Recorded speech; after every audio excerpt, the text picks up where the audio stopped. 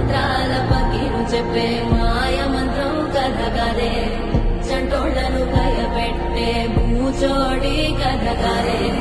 తాత ముత్తాతమ్మల భూతాల కథ కదే